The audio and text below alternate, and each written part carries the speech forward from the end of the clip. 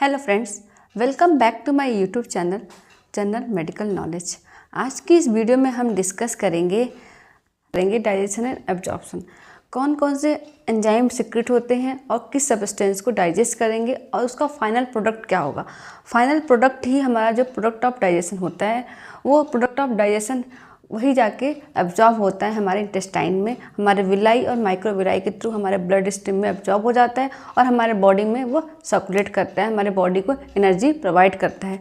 One by one mouth से लेके हम इंटेस्टाइन तक डिस्कस करेंगे कौन कौन से एंजाइम हैं, किस सब्सटेंस को वो डाइजेस्ट करेंगे डाइजेशन के बाद और क्या उसका फाइनल प्रोडक्ट बनेगा। ओके, चलिए स्टार्ट करते हैं इस वीडियो को।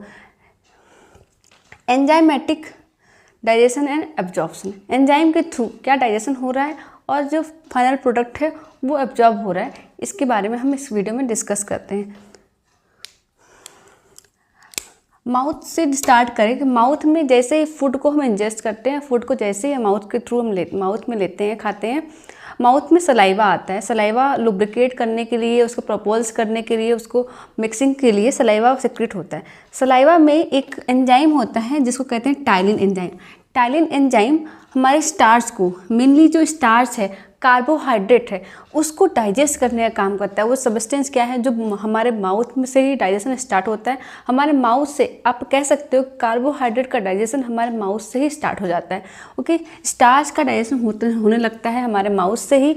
माउथ में सलाइवा के थ्रू टाइलिन एंजाइम सीक्रेट होता है और वो टाइलिन एंजाइम स्टार्च को हाइड्रोलिसिस करता है टू फॉर्म डेक्स्ट्रिन, और हाइड्रोलिसिस करके डेक्स्ट्रिन में कन्वर्ट कर देता है। लेकिन माउथ में डाइजेशन के बाद स्टार्च का कोई भी फाइनल प्रोडक्ट नहीं बनता, इसलिए माउथ में कोई भी एब्जॉर्प्शन नहीं होता है। ओके, नेक्स्ट है हमारा gastric juice. Gastric juice, stomach में जो भी जूस बन रहे हैं, जो भी गैस्ट्रिक जूस है, जो भी हमारा गैस्ट्रिक सिक्रेशन है, उसमें एक होता है पेप्सिन और दूसरा है गैस्ट्रिक लाइपेज। पेप्सिन हमारे स्टमक में प्रोटीन और फैट का डाइजेशन थोड़ा बहुत होता है। प्रोटीन पार्सली डाइजेस्ट होता है और फैट भी पार्सली डाइजेस्ट होता है, थोड़ा बहुत डाइजेस्ट होता है। तो एक एंजाइम है पेप्सिन।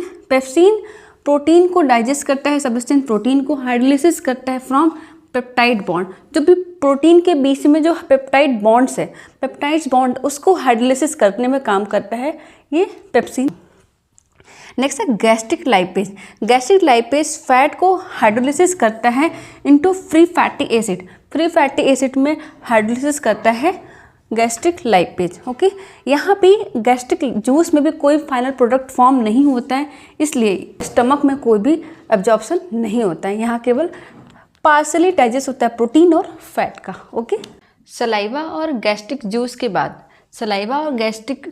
बाद हम पैनक्रियाटिक एक्सोक्राइन सिक्रेशन के थ्रू कौन से एंजाइम सिक्रेट होते हैं और किस सबस्ट्रेट को वो डाइजेस्ट करने में हेल्प करते हैं और उसके थ्रू जो फाइनल प्रोडक्ट बनता है वो एब्जॉर्प्शन होता है हमारे स्मॉल इंटेस्टाइन के विलाई और माइक्रोविलाई के through. Okay, pancreatic exocrine, pancreas एक तरह का मिक्स ग्लैंड है। हमने लास्ट पैनक्रियाज वाले वीडियो में डिस्कस किया था कि पैनक्रियाज एक तरह का मिक्स टाइप का ग्लैंड होता है।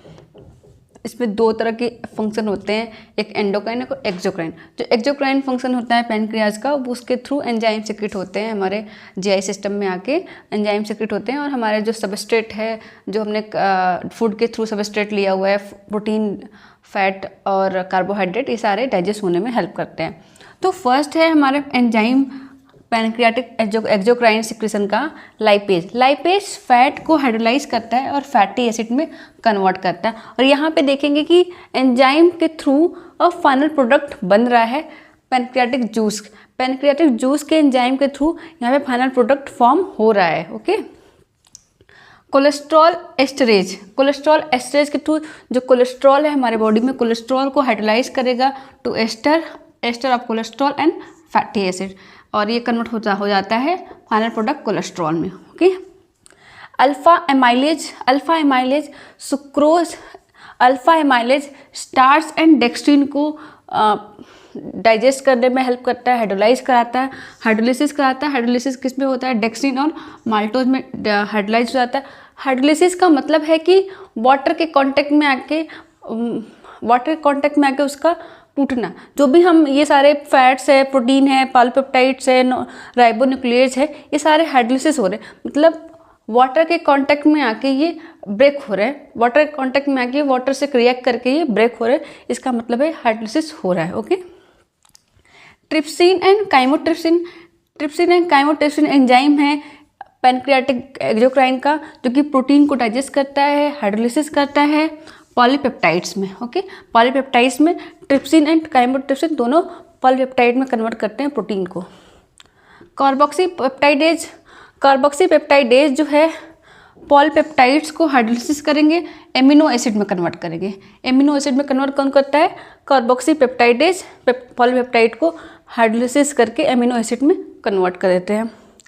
नेक्स्ट है राइबोन्यूक्लियेज। राइबोन्यूक्लियेज जो कि राइबोन्यूक्लिक एसिड है, राइबोन्यूक्लिक एसिड है, उसको हाइड्रोलिसिस करके मोनोन्यूक्लियोटाइड में कन्वर्ट करते हैं।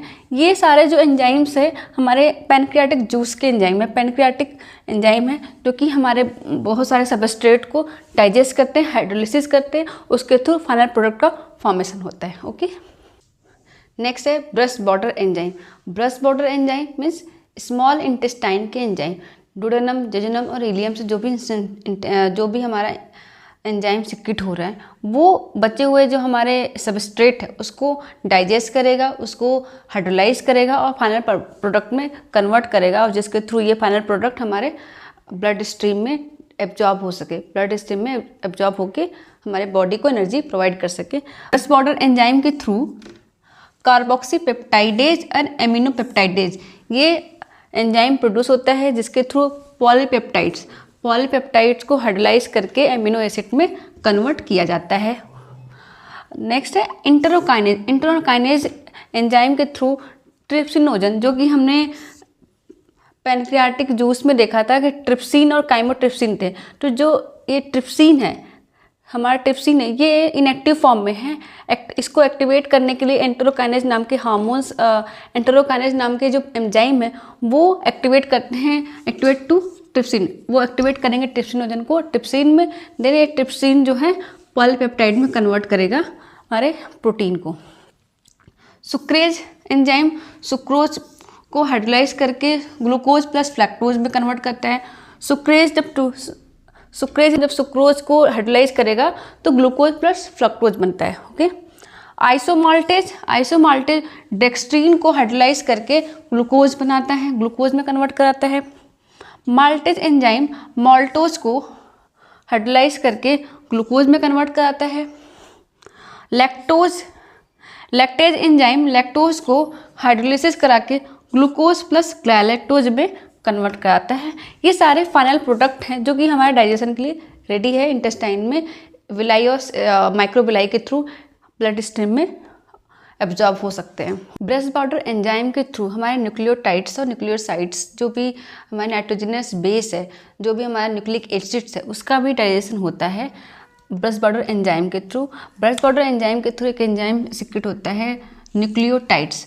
न्यूक्लियोटाइड्स के through nucleic acid substrate hydrolyse होता है और न्यूक्लियोटाइड्स में कन्वर्ट हो जाता है, और न्यूक्लियोटाइडेज और फॉस्फोरिलेज, दो तरह के एंजाइम हैं, न्यूक्लियोटाइडेज और फॉस्फोरिलेज एंजाइम न्यूक्लियोसाइड्स पे एक्ट करेंगे, न्यूक्लियोसाइड्स को हाइड्रोलाइज करेंगे, उसके बाद नाइट्रोजनस बेस प्यूरिन और पिरिमिडिन में कन्वर्ट कर देते हैं, प्यूरिन और पिरिमिडिन में कन्वर्ट करेंगे और ये एब्जॉर्प्शन के लिए रेडी एब्जॉर्प्शन हो जाएगा हमारे विलाई और माइक्रोविलाई के थ्रू। हमारे इंटेस्टाइन में बहुत सारे रिंकल्स होते हैं, बहुत सारे रिंकल्स विलाई और माइक्रोविलाई होते हैं, वहाँ से ये एब्जॉर्ब हो जाते हैं प्रोडक्ट ऑफ डाइजेशन, जो भी हमारा फाइनल प्रोडक्ट होगा वो डाइजेस्ट हो जाएगा। Okay, this is all about for summary of enzymatic digestion and absorption.